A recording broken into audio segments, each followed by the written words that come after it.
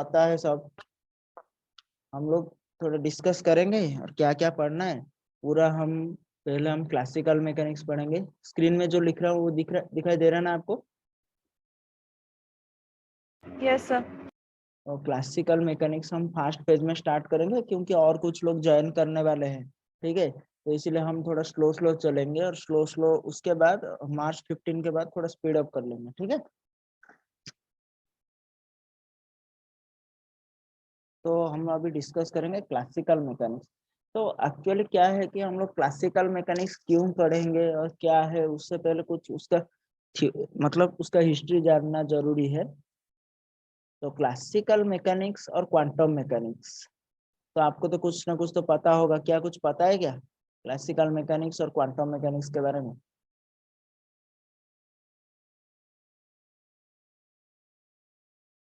देखो, आपका जैसे कि एक सपोज है, आपका एक सपोज एक आपका यहाँ एक स्क्रू है। ठीक है, इस स्क्रू को आपको निकालना चाहेंगे आप लोग। पहले क्या करेंगे, एक स्क्रू ड्राइवर लाए तो उसको यूज किए तो नहीं हुआ। ठीक है, और एक स्क्रू ड्राइवर लेके आते हैं। ठीक है, उसको ओपन करने के लिए, वो भी नहीं हुआ। ठीक है, तो और दूसरा कुछ ट्राई करते हो या नहीं बताओ? ट्राई करते हो ना वो स्क्रू को निकालने के लिए। वैसे ही हम लोग का कोई भी सिस्टम को मतलब उसको स्टडी करने के लिए हमारे पास दो टूल है। One is classical mechanics and another is quantum mechanics. तो क्लासिकल मैकेनिक्स एक्चुअली क्यों फेल्योर हुआ, तो क्या हुआ, तो क्वांटम मैकेनिक्स क्यों आया, अभी थोड़ा डिस्कस करेंगे उसके बारे में। ठीक है, तो एक्चुअल ना क्या, classical mechanics only valid for macro particles. Macro particles means मतलब big size, macro means big size particle. और quantum mechanics is valid both for micro and macro particle. Micro particle के लिए ये भी वैलिड होगा और किसके लिए वैलिड होगा, मैक्रो पार्टिकल के लिए भी वैलिड होगा। ठीक है, माइक्रो मीन्स क्या है, स्मॉल, जनरली स्मॉल। इसका ऑर्डर क्या है, माइक्रो। आप लोग यूनिट डायमेंशन में पढ़े होंगे +2 में, 10⁻⁻⁶। ठीक है, -6 रेंज में रहेगा। तो ये मैक्रो पार्टिकल मतलब ओनली बिग साइज पार्टिकल के लिए वैलिड होगा। ये बोथ माइक्रो एंड मैक्रो के लिए होगा। माइक्रो के लिए तो होगा ही होगा, मैक्रो के लिए कैसे होगा? सपोज एक बॉडी है, ये बॉडी क्या है कि ये combination of small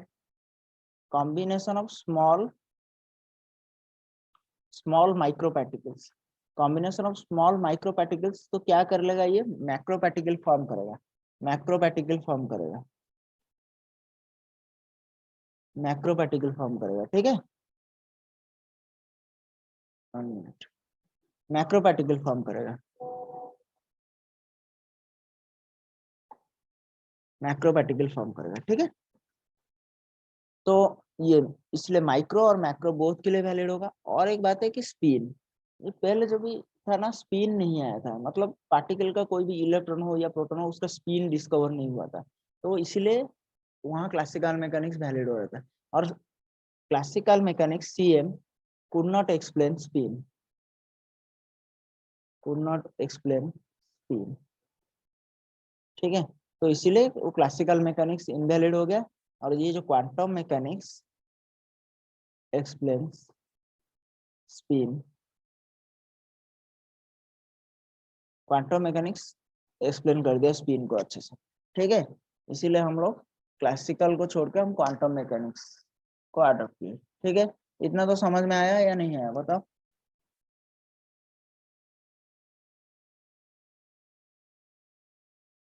yes sir, understood.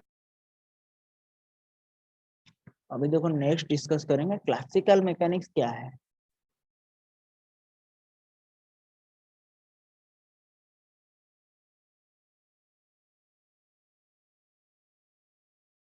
Classical mechanics actually study of motion of body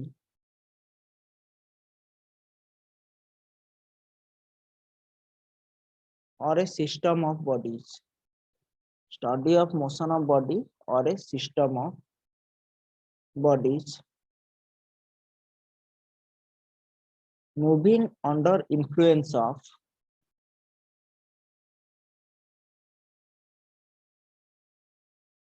external force।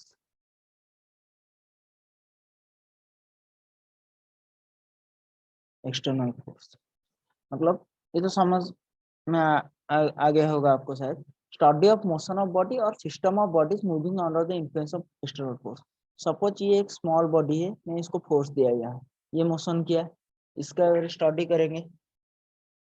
करेंगे, ठीक है। तो उसको क्या बोलेंगे हम, क्लासिकल मैकेनिक्स। और एक सिस्टम ऑफ बॉडी, सपोज ये एक सिस्टम है, इसमें बहुत सारे मासेस है, ठीक है, बहुत सारे बॉडी है, इसका मास m1 m2 m3। तो ये सिस्टम ऑफ पार्टिकल्स एक फोर्स दिया तो ये मोशन किया, तो इसके बारे में भी स्टडी करेंगे, तो उसको क्या बोलेंगे, क्लासिकल मैकेनिक्स, ठीक है। इतना तो समझ में आ गया होगा। तो अभी क्या हम डिस्कस करेंगे, बेसिक्स आपका डिस्कस करेंगे। हम पहले जनरलाइज्ड कोऑर्डिनेट से डिस्कस करेंगे। जनरलाइज्ड कोऑर्डिनेट क्या है, जनरलाइज्ड कोऑर्डिनेट क्या है, आपको कुछ आइडिया है जनरलाइज्ड कोऑर्डिनेट क्या है? देखो बीएचयू में भी पिछले बार क्वेश्चन आया था जनरलाइज्ड कोऑर्डिनेट से, और प्रीवियस ईयर हम लोग जब लास्ट में प्रीवियस ईयर क्वेश्चन डिस्कस करेंगे ना, टॉपिक क्लासिकल मैकेनिक्स खत्म होने के बाद बीएचयू में कितना क्वेश्चन आया था, दिल्ली यूनिवर्सिटी में क्या क्या क्वेश्चन आया था, उसको कैसे सॉल्व करना है तो आपको पता चलेगा। एक इम्पोर्टेंट टॉपिक है जनरलाइज्ड कोऑर्डिनेट्स। आपको पता नहीं होगा तो आप डिग्रीज ऑफ फ्रीडम नहीं फाइंड कर सकते हैं, ठीक है।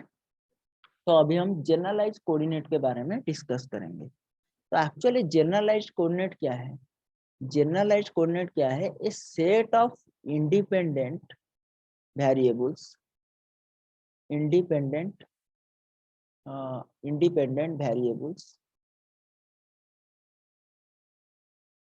रिक्वायर्ड। आप लोग नोट कर रहे हैं ना आप लोग? Yes, sir. हाँ नोट करते चलिए। Required to describe the motion of body, a set of independent variable required to describe the motion of body. मतलब आप जनरली आपको कितना कोऑर्डिनेट चाहिए, एक बॉडी को कितना कोऑर्डिनेट चाहिए उसका मोशन करने के लिए, ठीक है, उसको हम क्या बोलेंगे, जनरलाइज्ड कोऑर्डिनेट। 1 मिनट।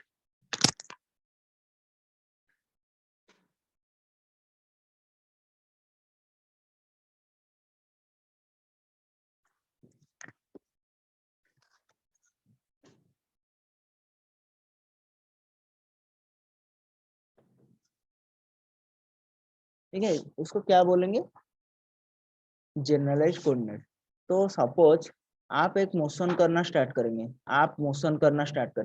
तो एक रोड है, आप मोशन करेंगे, ऐसे आर्बिट्ररी मोशन करेंगे, तो आपको कितना कोऑर्डिनेट चाहिए होगा, बताओ।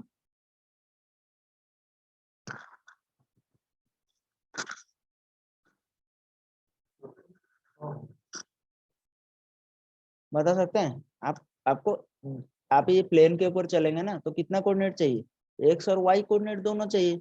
तो आपका जनरलाइज्ड कोऑर्डिनेट यहाँ कितना हो गया, जनरलाइज्ड कोऑर्डिनेट कितना हो गया, बताओ। 2 हो गया, ठीक है, ठीक है। अभी ये थोड़ा देखो, ये सपोज ये एक्स कोऑर्डिनेट है, ये वाई कोऑर्डिनेट है, ये क्या है, जेड कोऑर्डिनेट है, ठीक है। एक पार्टिकल है यहाँ, ये ऐसे मोशन कर रहा है, तो आपका ये मोशन को स्पेसिफाई करने के लिए या डिफाइन करने के लिए कितना कोऑर्डिनेट जरूरी है, कितना कोऑर्डिनेट जरूरी है, एक्स कोऑर्डिनेट चाहिए, वाई कोऑर्डिनेट चाहिए, जेड कोऑर्डिनेट, क्योंकि ये स्पेस में मोशन करना है तो कितना कोऑर्डिनेट चाहिए, 3 कोऑर्डिनेट चाहिए आपको। तो जनरलाइज कोऑर्डिनेट कितना होगा, जनरलाइज कोऑर्डिनेट कितना होगा, 3। जनरलाइज कोऑर्डिनेट कितना होगा, 3। अभी नेक्स्ट देखते हैं और एक, ये समझ में आया ना आपको? Yes, sir.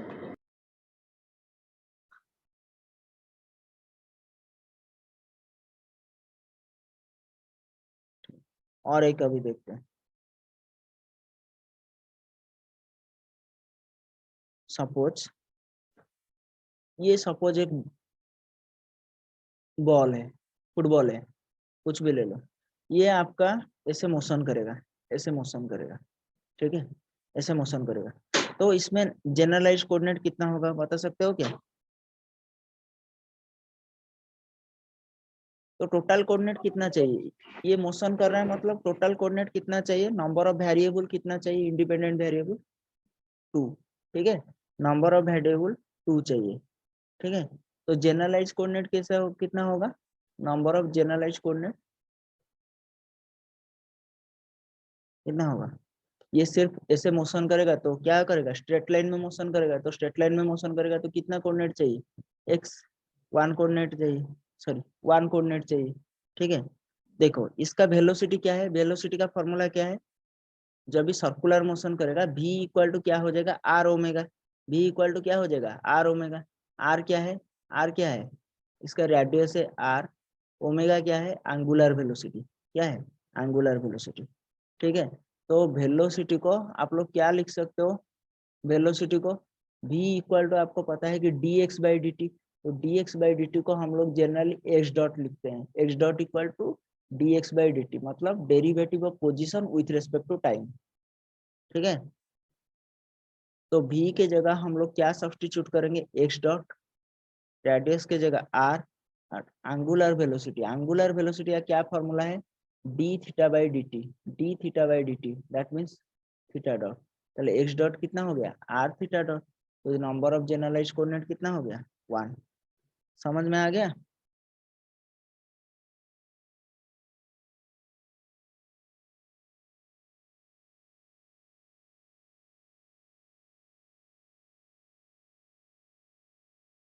समझ में आ गया? Yes sir. Yes sir. तो अभी हम डिस्कस करेंगे जनरलाइज्ड वेलोसिटी। जनरलाइज वेलोसिटी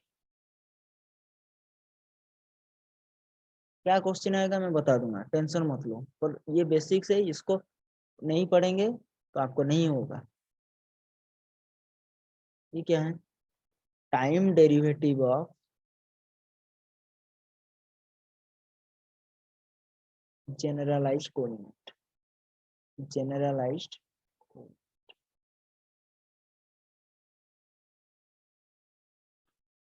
तो टाइम डेरिवेटिव क्या है? Time derivative of generalized coordinate. तो जनरलाइज्ड कोऑर्डिनेट का डेरिवेटिव करेंगे विथ रिस्पेक्ट टू टाइम, तो आपको क्या मिल जाएगा? Generalized velocity. अभी देखते हैं हम लोग। आपका, आप लोगों का नोट हो गया इसका? Yes sir. देखो स्क्रीनशॉट मत लो, स्क्रीनशॉट लोगे तो क्या हो जाएगा? मोबाइल में रहेगा, कभी डिलीट हो जाएगा, फिर लिखने का मन नहीं करेगा, दिन भर बढ़ता जाएगा, फिर नहीं होगा, ठीक है। नहीं लिख पाते हो तो बोलो, मैं थोड़ा वेट करूंगा, आप लोग नोट कर सकते हो, ठीक है।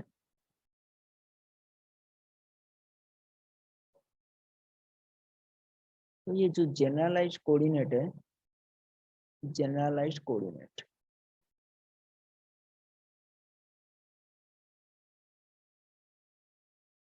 जनरलाइज्ड कोऑर्डिनेट क्या है? Q1, Q2, Q3, Qn तक हो सकता है। तो जनरलाइज्ड वेलोसिटी क्या हो जाएगा? तो जनरलाइज्ड वेलोसिटी मत, जनरलाइज्ड वेलोसिटी क्या हो जाएगा? Generalized velocity. तो ये जो जनरलाइज कोऑर्डिनेट को हम टाइम डेरिवेटिव करेंगे विथ रिस्पेक्ट टू टाइम, तो क्या हो जाएगा? dq1 by d t, dq2 by d t, dq3 by d t, dqn by d t. तो इसको आप कैसे लिख सकते हो? कैसे लिख सकते हो? q1 dot, q2 dot, q3 dot, qn dot. ये आपका क्या हो गया? Generalized velocity. q dot means आपका क्या है? dq by dt। अभी बताया था थोड़ी देर पहले, x डॉट इक्वल टू क्या है? dx बाई dt, ठीक है। सपोज y डॉट होगा, कितना होगा? dy by dt। इसका डॉट होगा मतलब उसका derivative with respect to time. तो q1 डॉट कितना हो जाएगा? dq1 by dt।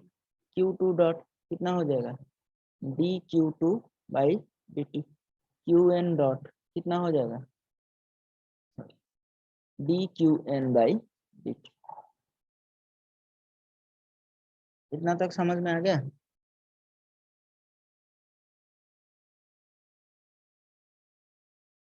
Yes sir. अभी हम देखेंगे कि how to identify generalize coordinate. How to identify generalize coordinate. Next page करूं? Yes sir. तो एक्चुअली आप लोग का हिंदी में कोई दिक्कत नहीं है ना, कोई प्रॉब्लम नहीं है ना?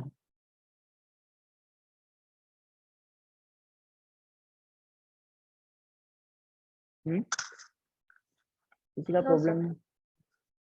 क्योंकि बहुत सारा इंक्वायरी आता है ना बाहर से, मतलब आउटसाइड ओडिशा से, तो इसलिए हम लोग को करना पड़ता है। How to identify generalize coordinate.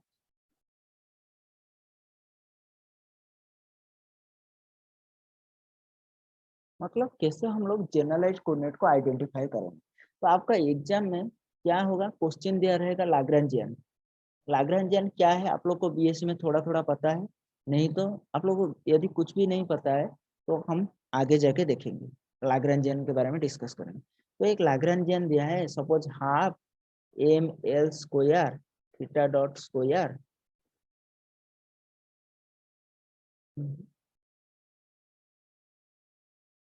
Theta dot square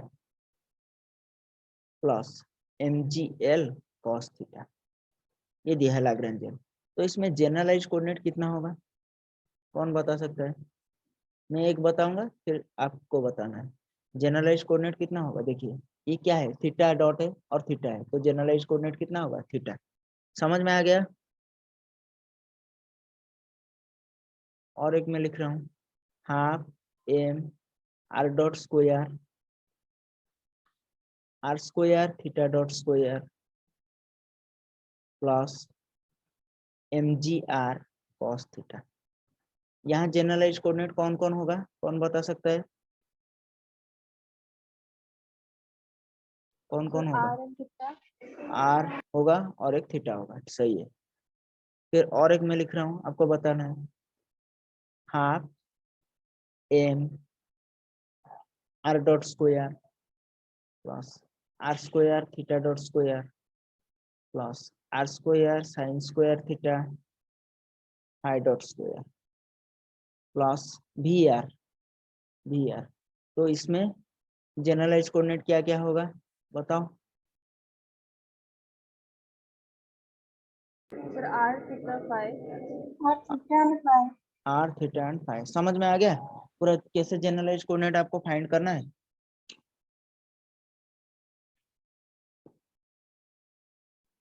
yes sir. और एक बात आपको पता होना जरूरी है, डिग्रीज ऑफ फ्रीडम के बारे में।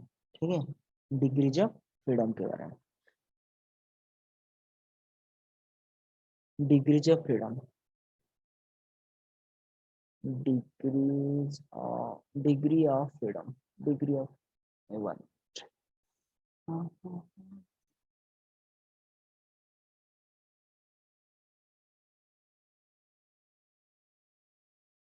डिग्री ऑफ फ्रीडम, तो पहले ये समझना आपको जरूरी है डिग्री ऑफ फ्रीडम क्या है। डिग्रीज ऑफ फ्रीडम क्या है, number of independent variables, variables means coordinate, independent coordinates लिख लो, coordinates require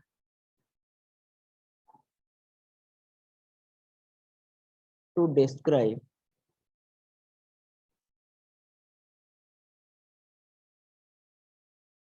the motion of bodies, motion of body।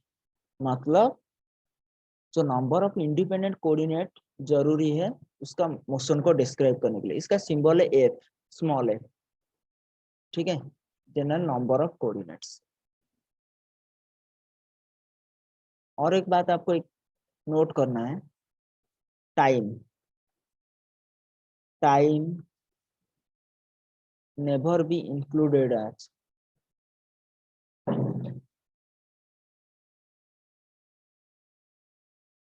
Degrees of freedom. ठीक है, time never be included as degrees of freedom, तो time को आपको degrees of freedom में include नहीं करना है, ठीक है। और मैं कुछ एग्जाम्पल दूंगा, आपको बताना है, ठीक है।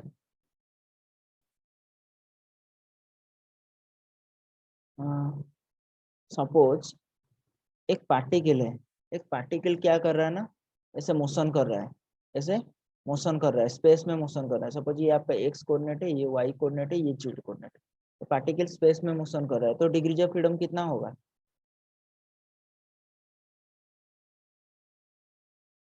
कितना तो कोऑर्डिनेट 3। चाहिए? 3, ठीक है। और एक बात है, और डिग्रीज ऑफ फ्रीडम का थोड़ा समझने के लिए हमको क्या पढ़ना जरूरी है? कॉन्स्टेंट। कॉन्स्टेंट क्या है एक्चुअली, उसको जानना जरूरी है। उसके बाद हम डिग्रीज ऑफ फ्रीडम को और अच्छे से समझ सकते हैं। तो कॉन्स्टेंट, तो एक्चुअली कॉन्स्टेंट मीन्स क्या है? Constant means geometrical restriction. क्या है? Geometrical restriction. तो आप लोग सब कॉलेज हॉस्टल में रहते होंगे, कॉलेज हॉस्टल या कुछ भी, आपका घर कोई भी हो, तो आपका घर या कॉलेज हॉस्टल में कुछ भी तो रेस्ट्रिक्शन होगा ना। आप लोगों को आने के लिए टाइमिंग तो बताया होगा कि 6 PM इवनिंग में, सब 6 PM या 7 PM, 8 PM, नहीं तो मैक्स टू मैक्स 9 PM के अंदर घर आना है, सही है या नहीं? तो वो आपका क्या है? रेस्ट्रिक्शन है। वो आपका क्या है? रेस्ट्रिक्शन है। ऐसे ही कुछ बॉडी का मोशन के ऊपर हमारा जनरल सॉरी ज्योमेट्रिकल रेस्ट्रिक्शन है, ठीक है। ज्योमेट्रिकल रेस्ट्रिक्शन है। तो सपोज ये एक मास एम है, ये एक मास एम है, ठीक है। तो इसको आप लोग क्या किए? एक रॉड में कनेक्ट कर दिए, रॉड में कनेक्ट कर दिए, ठीक है। अभी ये मास जो एम है, सपोज इसको मास M1 ले लो, इसको M2 ले लो, ठीक है। ये जो मास M1 है, ये फ्रीली मतलब मूव कर सकता है क्या? कर सकता है क्या? M2 को छोड़ के नो मूव कर सर। सकता है? नहीं कर सकता। अभी M2 भी उस ये फ्रीली मूव कर सकता है क्या? M1 को छोड़ के नहीं कर सकता है ना।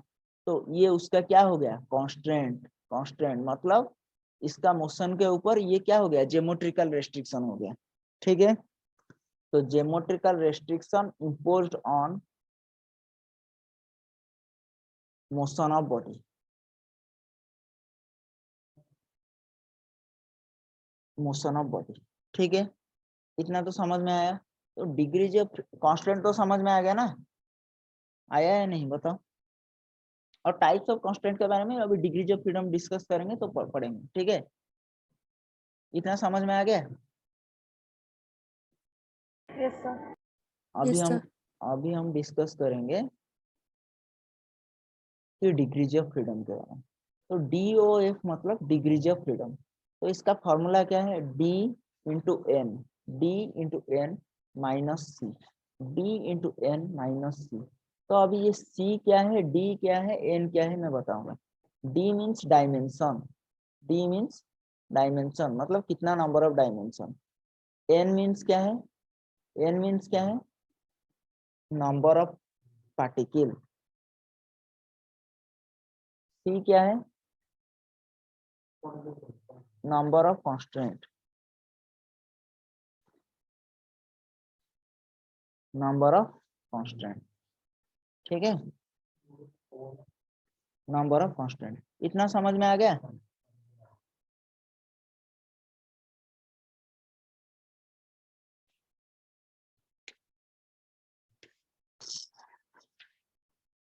इतना समझ में आ गया?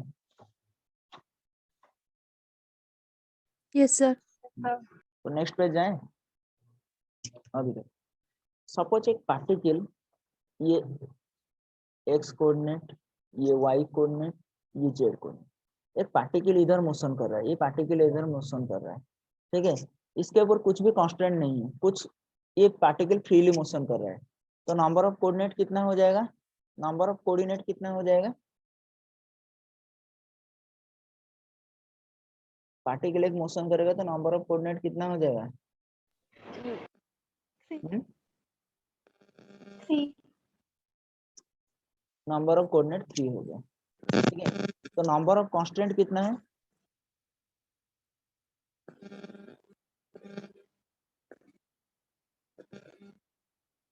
नंबर ऑफ कांस्टेंट कितना है? 0। 0। तो नंबर ऑफ डायमेंशन कितना है? 3 डायमेंशन। नंबर ऑफ डायमेंशन कितना है? नंबर ऑफ डायमेंशन कितना है? 3 नंबर ऑफ डायमेंशन 3 है। तो अभी डिग्रीज ऑफ फ्रीडम का क्या फॉर्मूला है बताओ? डी एन माइनस सी। तो डी क्या है? डायमेंशन है, तो डायमेंशन कितना हो गया? 3। नंबर ऑफ एन क्या है? Number of particle. Number of particle कितना है बताओ? 1। नंबर ऑफ पार्टिकल कितना है? 1 है ना ये। माइनस कांस्टेंट कितना है? कांस्टेंट कितना है? 0। क्योंकि आंसर डिग्रीज ऑफ फ्रीडम कितना हो गया? 3। समझ में आ गया? समझ में आ गया? Yes sir. अभी देखो, अभी सेम सिचुएशन है। ये एक्स कोऑर्डिनेट है, ये वाई कोऑर्डिनेट है, ये क्या है? जेड कोऑर्डिनेट है। अभी क्या है कि दो पार्टिकल मोशन कर रहा है। ये एक पार्टिकल मोशन कर रहा है, इसका मास m1 है, ये मास m2 है। ये पार्टिकल भी ऐसे कुछ मोशन कर रहा है। तो अभी यहाँ नंबर ऑफ पार्टिकल कितना हो गया?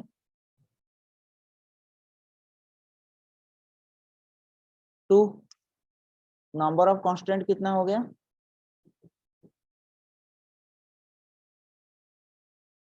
नंबर ऑफ कांस्टेंट कितना हो गया? 3। नंबर ऑफ कांस्टेंट क्या है? कितना हो गया? Sorry sorry sorry sorry, constant कुछ भी नहीं है यहाँ। नंबर ऑफ कांस्टेंट कितना हो गया? 0। नंबर ऑफ डायमेंशन, मतलब डायमेंशन कितना डायमेंशन हो गया? ये डायमेंशन कितना हो गया? 3 डायमेंशन में मूव कर रहा है, स्पेस में मूव कर रहा है, तो 3 डायमेंशन में मूव कर रहा है।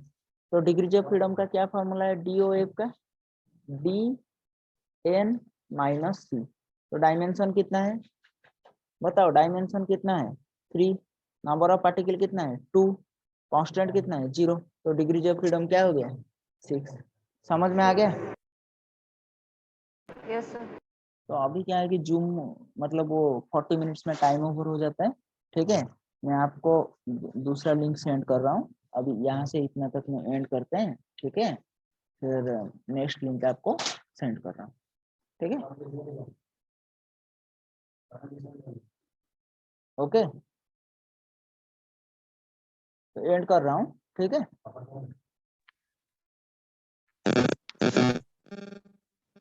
आप लोग का लिख लिए ना आप लोग? जी सर। Okay, yes sir. तो अभी हम क्या करेंगे? वो डिग्रीज ऑफ फ्रीडम डिस्कस कर रहे थे। तो डिग्रीज ऑफ फ्रीडम अभी देखिए, ये एक्स कोऑर्डिनेट हो गया, ये वाई कोऑर्डिनेट हो गया, ये जेड। ठीक है, ये पार्टिकल 1 है, ये पार्टिकल 2। तो इसमें एक रॉड कनेक्ट है। ठीक है, ये लाइट रॉड क्या है? लाइट रॉड है। तो अभी बताइए नंबर ऑफ कांस्टेंट कितना होगा? Number of constant, number of constant कितना होगा? 2। ठीक है, ये सॉरी क्या कर रहा हूँ, नंबर ऑफ कांस्टेंट क्या हो जाएगा? 1। नंबर ऑफ कांस्टेंट हो जाएगा 1, क्योंकि 1 कांस्टेंट है। ये लाइट रॉड जो है ये क्या है? कांस्टेंट है। फिर से बता रहा हूँ, कांस्टेंट मतलब ज्योमेट्रिकल रेस्ट्रिक्शन।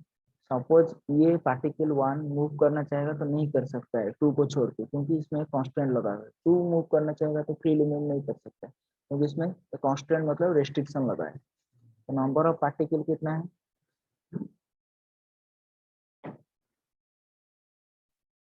2। तो डायमेंशन कितना है? डायमेंशन, डायमेंशन क्या हो जाएगा? 3 डायमेंशन में है, एक्स वाई जेड कोऑर्डिनेट मतलब 3 डायमेंशन में।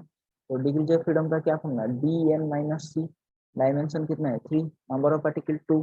कांस्टेंट कितना है? 1। 6 माइनस 5 कितना हो गया? 1। समझ में आ गया?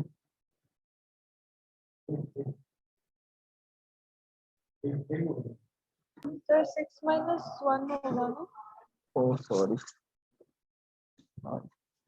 तो क्या हो जाएगा? 6 - 1, तो कितना हो जाएगा? 5 हो जाएगा।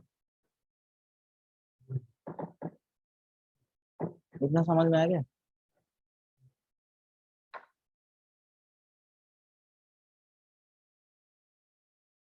अभी देखो क्या करते हैं, 3 पार्टिकल्स, आप लोगों को खुद निकालना है। Connected by light rods, connected by light rods. तो 3 पार्टिकल है, सपोज ये 1 पार्टिकल, ये 2 पार्टिकल, ये 3 पार्टिकल, ये लाइट रॉड में कनेक्टेड है। तो ये मैं किस में निकालूंगा? 3 डायमेंशन में निकालूंगा। क्या निकालूंगा? 3 डायमेंशन में निकालूंगा। तो डिग्रीज ऑफ फ्रीडम कितना हो जाएगा? डिग्रीज ऑफ फ्रीडम का सिंबल क्या है? एफ है। तो डिग्रीज ऑफ फ्रीडम का सिंबल क्या है? एफ है, स्मॉल एफ। तो कैसे होगा? डी एन माइनस सी। तो डायमेंशन कितना है? 3 डायमेंशन में लिया हूँ 3। नंबर ऑफ पार्टिकल कितना है? 3। कांस्टेंट कितना है? ये कांस्टेंट है, ये कांस्टेंट है, ये कांस्टेंट है, -3। तो 9 माइनस 3 कितना हो जाएगा? 6। समझ में आ गया?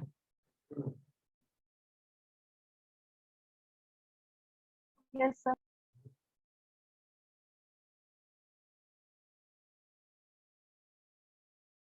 और एक देखो,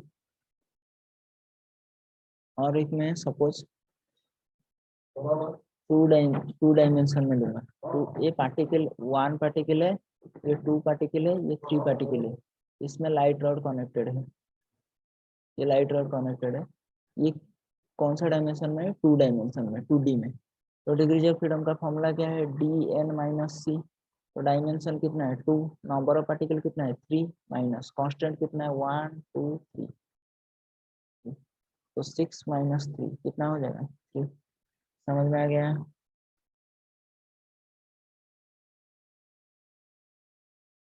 यस सर। अभी क्या करेंगे? 4 पार्टिकल को कनेक्ट करेंगे। 4 particles connected by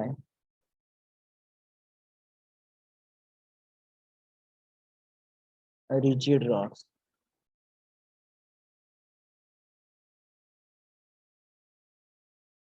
4 particles connected by rigid rod. ये 1 particle, ये 2 particle, ये 3 particle। सर टोटल में तो नंबर ऑफ कांस्टेंट 1 है ना, तो 6 माइनस 1 इक्वल 5 है। कौन बोल रहे हो? बताओ थोड़ा नाम। जी अमित अग्रवाल। हाँ, number of particle, number of constant 1। Number of constant मतलब क्या है कि जितना लाइट रॉड लगा है ना, वो नंबर ऑफ कांस्टेंट है। ये 1 और 3 के बीच में कितना लाइट रॉड है? 1 है। और ये 2 और 3 के बीच में कितना लाइट रॉड है? 2 है। 1 और 2 के बीच में लाइट रॉड कितना है? ये 3 है। तो 1 2 3, 3 लाइट रॉड लगा ना, तो 3 कांस्टेंट होगा। समझ में आ गया? देखो यहाँ, यहाँ कितना लाइट रॉड लगा है? 3 लगा है। 1, ये 1 2 3, ठीक है। तो नंबर ऑफ कांस्टेंट कितना हो गया? 3। यहाँ कितना रॉड लगा था? 1। तो नंबर ऑफ कांस्टेंट 1 था। समझ में आ गया? Yes sir. तो अभी ये 4 पार्टिकल है, तो यहाँ एक लाइट रॉड लग गया, यहाँ एक लाइट रॉड लग गया, यहाँ एक लग गया, ठीक है। 4 लाइट रॉड लगा। और तो degrees of freedom f equal to कितना हो जाएगा? कितना हो जाएगा बताओ? D n minus c, d n minus c. Sir ये 3D में है। हाँ, ये 3D में है, ये 3D में है, ठीक है। तो डायमेंशन कितना है? 3। नंबर ऑफ पार्टिकल कितना है? 4। कांस्टेंट कितना हो गया? कांस्टेंट कितना हो गया? 4। 4। देखो 4, ये आप लोग गलत करोगे, ठीक है। और एक भी लाइट रॉड लगेगा, ठीक है। यहाँ यहाँ कनेक्ट होगा, ये भी यहाँ कनेक्ट होगा। समझ में आ गया? ठीक है। वो ऐसे क्वेश्चन दे देगा, तो 4 particles connected by light rods, तो find the degrees of freedom, तो ऑप्शन दे देगा। तो कैसे होगा? देखो ये ऐसे कनेक्ट हो गया, फिर ये कॉर्नर को भी कनेक्ट करना पड़ेगा, 2 और 4 को, और 1 और 3 को। तो डिग्रीज ऑफ फ्रीडम कितना हो गया? ये सॉरी, अभी कांस्टेंट कितना हो गया? 6। 6। तो 3 इंटू 4 12 माइनस 6 कितना हो जाएगा? 6। समझ में आ गया? समझ में? तो अभी और एक बात, रिजिड बॉडी के बारे में पता होना चाहिए। रिजिड बॉडी आप लोग को पता है? रिजिड बॉडी मतलब हम लोग कोई भी बॉडी के जो बॉडी के ऊपर हम फोर्स अप्लाई करेंगे, फिर भी उसका जो शेप और साइज में चेंज नहीं होगा, शेप और साइज में चेंज नहीं होगा। दैट मीन्स उसका जो इंटर एटॉमिक डिस्टेंस है वो चेंज नहीं होगा, इंटर एटॉमिक डिस्टेंस यदि चेंज नहीं होगा वो बॉडी को हम क्या बोलेंगे, रिजिड बॉडी। और रिजिड बॉडी का डायमेंशन कितना लेंगे, डायमेंशन को हम सपोज डी ले लेंगे, तो डी ले लेंगे। तो डिग्रीज ऑफ फ्रीडम का क्या फॉर्मूला है, डिग्रीज ऑफ फ्रीडम का क्या फॉर्मूला है, शॉर्टकट ट्रिक आपको है D into D plus 1/2, D into D plus 1/2। समझ में आ गया। तो अभी देखो, देखो यहाँ पहले हम 2 डायमेंशन के लिए निकाले, 3 डायमेंशन के लिए निकाले थे। तो 3 डायमेंशन में डी इंटू डी प्लस 1/2 का वैल्यू डालेंगे तो कितना आ जाएगा, 3 इंटू 3 प्लस 1/2, 4 3 12/2 कितना हो जाएगा, 6। अभी देखो ये भी 6 आया था, ये भी 6 आ गया। अभी देखो ये 2 डायमेंशन के लिए निकाले थे, तो डिग्रीज ऑफ फ्रीडम का क्या फॉर्मूला, वही ट्रिक लगा दो, डी इंटू डी प्लस 1/2। तो डी कितना है, 2 इंटू 2 प्लस 1/2, तो कितना हो गया, 6/2 कितना हो जाएगा, 3। तो यहाँ भी 3 निकला था। अभी देखो ये 3 डायमेंशन के लिए कुछ भी रॉड हो, कितना भी पार्टिकल हो, degrees of freedom f equal to कितना है, ट्रिक है डी इंटू डी प्लस 1/2। तो कितना है, डालो डायमेंशन 3 इंटू 3 प्लस 1/2, 4 इंटू 3 12/2, कितना 6। समझ में आ गया।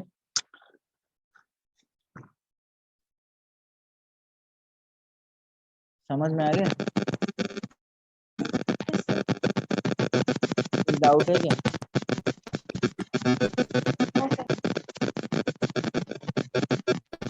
इसका ये साउंड हो रहा है थोड़ा, वो म्यूट कर दो थोड़ा, ठीक है। तो अभी ये वाला ट्रिक आपको याद रखना है और कुछ नोट करना है आपको, ठीक है। तो नोट क्या है, time never be included as degrees of freedom,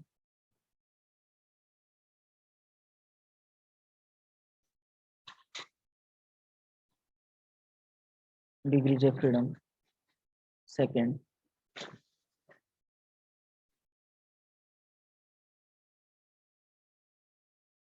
a particle moving on any surface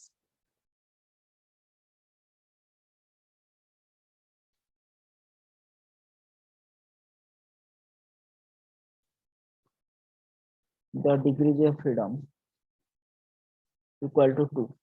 particle कोई भी सरफेस के ऊपर मूव करेगा, सपोज इस स्फीयर के ऊपर पार्टिकल एक मूव कर रहा है, इसका भी डिग्री ऑफ फ्रीडम कितना हो जाएगा, 2।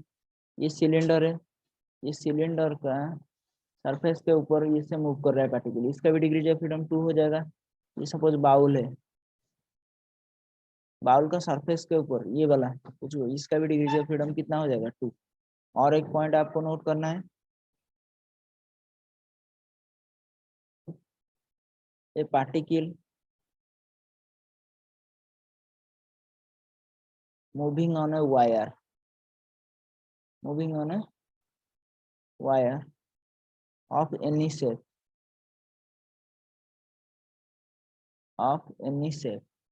the degrees of freedom, तो डिग्रीज ऑफ फ्रीडम कितना हो जाएगा, 1। वायर का कौन सा भी शेप हो वो मूव कर रहा है ना वायर के शेप के ऊपर, इसका मास सपोज m है, इसका भी मास ले लो, ये बॉल का मास m है, पार्टिकल का मास m, वायर के ऊपर मूव कर रहा है, डिग्रीज ऑफ फ्रीडम 1 है। सर्कुलर शेप का वायर हो उसके ऊपर मूव कर रहा है तो डिग्रीज ऑफ फ्रीडम 1 हो जाएगा।